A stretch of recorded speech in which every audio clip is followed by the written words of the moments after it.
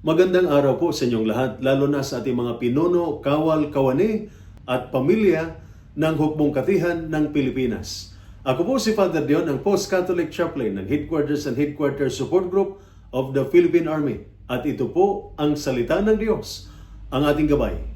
Ngayon po ay Tuesday, August 12, 2025, ng ika-11 na linggo sa karaniwang panahon. Ang pagbabago ay isang bagay na laging nangyayari sa ating buhay.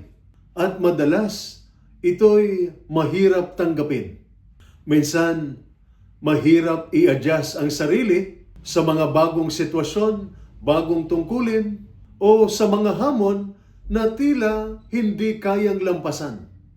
Ngunit, ang mga pagbasa mula sa banal na kasulatan ngayong araw ay nagpapaalala ng dalawang mahalagang katotohanan. Una, pagtitiwala sa Diyos sa panahon ng pagbabago. Pangalawa, ang kahalagahan ng pananampalatayang parang bata. Ang ating unang pagbasa ay nag-aanyaya sa atin na magtiwala sa Diyos sa panahon ng pagbabago. Ayon po sa aklat ng Deuteronomio, chapter 13, verses 1 to 8, malapit nang matapos ang buhay ni Moises. Ipapaubayan niya kay Josue ang pamumuno sa bayan ng Diyos. Alam niyang maraming pagsubok ang haharapin ng mga Israelita sa lupang pangako. Ngunit hinikayat ni Moises ang mga tao na nagsasabing magpakalakas kayo at magpakatatag sapagkat ang Panginoon ninyong Diyos ay kasama ninyo.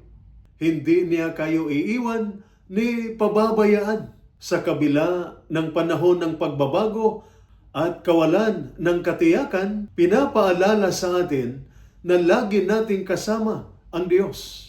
Sa atin, bilang mga sundalo o pamilya ng sundalo, madalas ang pagbabago, paglipat sa mga bagong pwesto, pagsubok sa mga bagong kalagayan, at pagpasok sa mga bagong papel. Ngunit tulad ng ginagawa ni Moises, tayo rin ay tinatawagan na magtiwala na ang Diyos ay kasama natin sa bawat hakbang.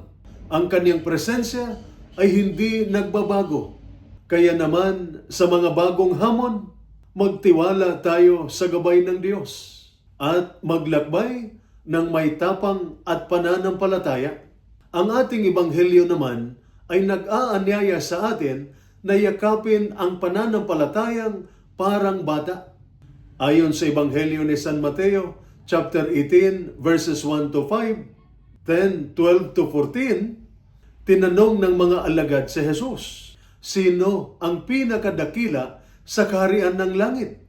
Sumagot si Jesus sa pamamagitan ng pagtawag ng isang bata at sinabi, kung hindi kayo magbalik loob at maging parang mga bata, hindi kayo makakapasok sa kaharian ng langit. Hindi ibig sabihin ni Jesus na tayo'y magpakatanga, kundi ang pagpapakita ng kababaang loob, pagtitiwala at pagiging bukas. Minsan, madali tayong magtiwala sa sarili at magyabang. Ngunit, ang pananampalatayang parang bata ay ang pagtanggap sa Diyos ng buong buo. Kahit hindi natin nauunawaan lahat, tulad ng isang batang laging tumitingin sa magulang para sa kaligtasan at seguridad, tinatawag tayo ng Diyos na magtiwala sa Kanya at tiyak na siya'y magbibigay sa atin ng lahat ng ating kailangan. Kaya ngayong araw, tatlong bagay ang dapat nating alalahanin.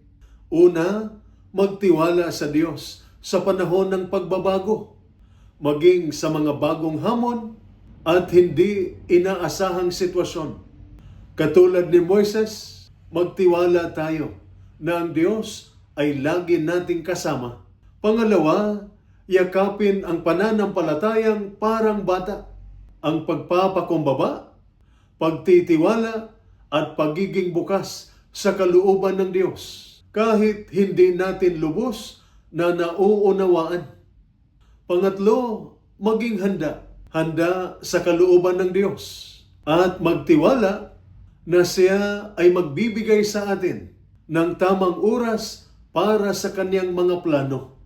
Sa ating buhay, maging sundalo, pamilya o anuman ang ating tungkulin, tayo ay tinatawagan na maging tapat sa ating pananampalataya, maglingkod ng may kababaang loob at pagtitiwala tulad ng isang bata sa Diyos.